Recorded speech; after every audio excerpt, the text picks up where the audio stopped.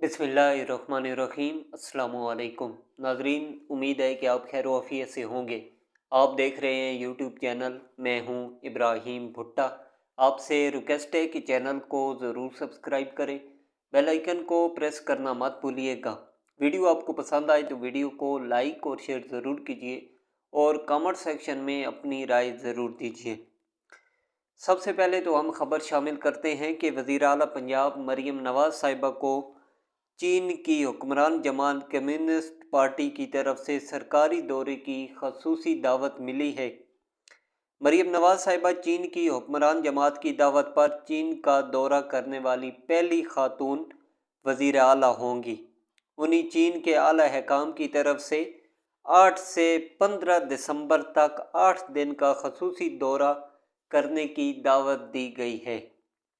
मरीम नवाज साहिबा Beijing, Shanghai और Guangdong के शहर का दौरा करेंगी, जहां वो चीन के नुमाया कायदीन और आम हुकूमती रहनुमाओं से मुलाकात करेंगी। इस दौरे में दोनों ममालिक के दरमियान इंफॉर्मेशन टेक्नोलॉजी, मेडिकल और इंडस्ट्री के उमूर पर बाहमी तावन बढ़ाने के इम्कानात पर बातचीत होगी।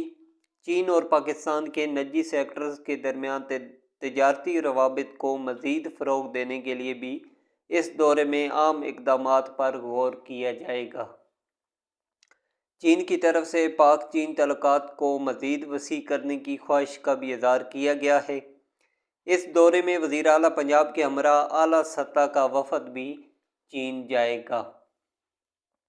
उसके अलावा एक और ख़बर शामिल करते हैं कि सेक्रेटरी जनरल PTI सुलेमान अकरम राजा साहब ने अपना इस्तीफ़ा वापस ले लिया है। उन्होंने 2 रोज़ कबल ही ओहदे से इस्तीफ़ा दिया था।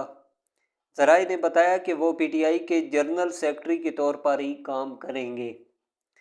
2 रोज़ कबल PTI के रहनुमा ने पार्टी ओहदे से इस्तीफ़ा दिया था, जिसकी तस्दीक चेयरमैन PTI बैरिस्टर गौर साहब ने की थी। सुलेमान अकरम राजा साहब ने 1 रोज़ कबल ही वीडियो पैगाम जारी किया था, जिसमें कहा था कि जिसमें वो मामलात को लेकर रंजीदा दिखाई दे रहे थे और कारकुनान की जानिब से इनकी दी हुई वज़ाहत को तस्लीम नहीं किया जा रहा था। बानी PTI इमरान खान साहब ने सितंबर में ही सुलेमान अकरम राजा साहब को पार्टी का जनरल सेक्रेटरी मुकर्रर किया था। पार्टी ने सुलेमान अकरम राजा साहब को ही बतौर सेक्रेटरी जनरल काम जारी रखने की हदायत कर दी। सुलेमान अकरम राजा साहब फ़िलहाल जनरल सेक्रेटरी के तौर पर ही काम जारी रखेंगे। उसके अलावा पाकिस्तान तहरीक इंसाफ के सीनियर रहनुमा शाह महमूद कुरैशी साहब ने कहा है कि PTI पर पाबंदी लगाना बहुत बड़ी गलती होगी। लाहौर में इस्नाद दहशतगर्दी अदालत में पेशी के मौके पर मीडिया से गुफ्तगू करते हुए शाह महमूद कुरैशी साहब का कहना था कि खैबर पख्तूनख्वा में गवर्नर राज लगाने की बातें नफ़रत फैलाने के मुतरादिफ होगा। उन्होंने कहा कि PTI पर पाबंदी लगाना भी बहुत बड़ी गलती होगी। तमाम सियासी जमातों को मुल्क के बारे में सोचना चाहिए। PTI को क्रैश करना मुल्क की सियासत के लिए ठीक नहीं। शाह महमूद कुरैशी साहब ने कहा कि इस बात को रद्द करने के लिए पीपल्स पार्टी और मौलाना फजलुर रहमान साहब का शुक्रिया अदा करता हूँ। महमूद अचकज़ई साहब का भी शुक्रगुजार हूँ, जिन्होंने उसकी मुखालफत की।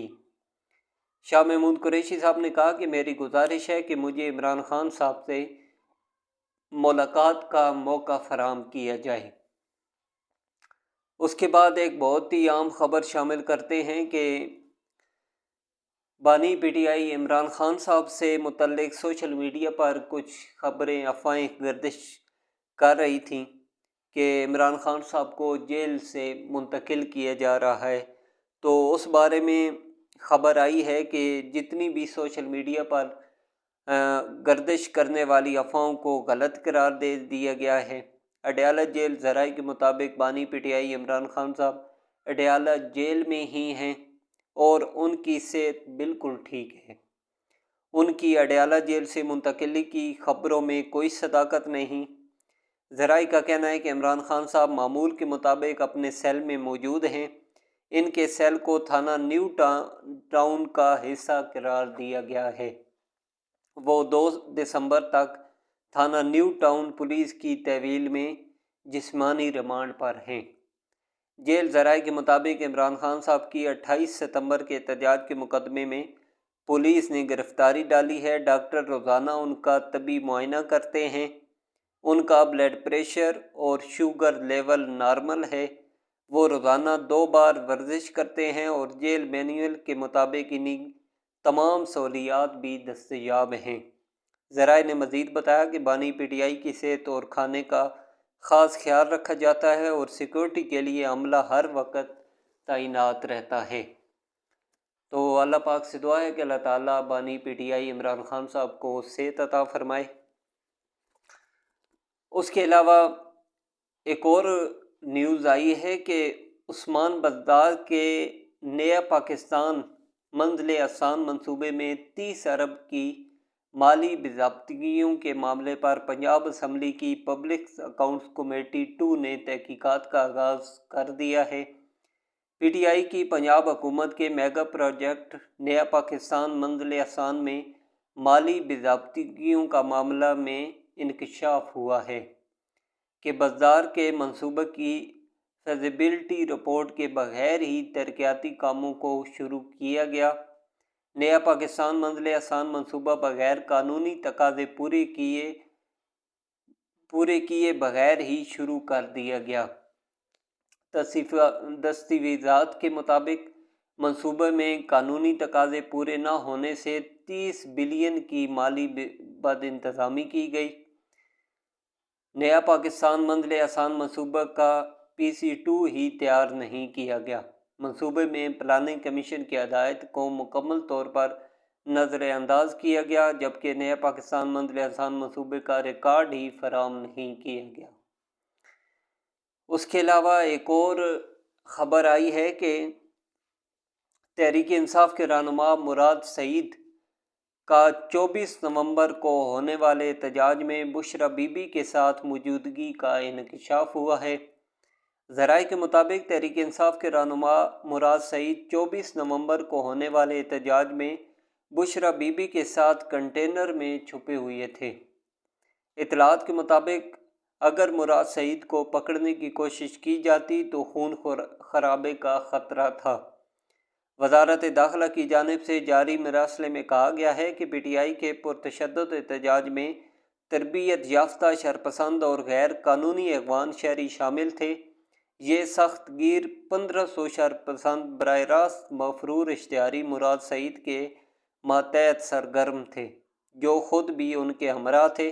اس گروہ نے عسکریت پسندانہ حکمت عملی کا استعمال کرتے ہوئے قانون نافذ کرنے والے اہلکاروں پر حملہ کیا۔ صوبائی سرکاری مشینری کی مدد سے سڑک پر نصب رکاوٹیں ہٹا کر دوسرے شرپسند جتھوں کے لیے راستہ بنایا۔ تو اگلی ویڈیو میں آپ سے دوبارہ ملاقات ہوگی۔ اجازت دیجیے، اللہ حافظ۔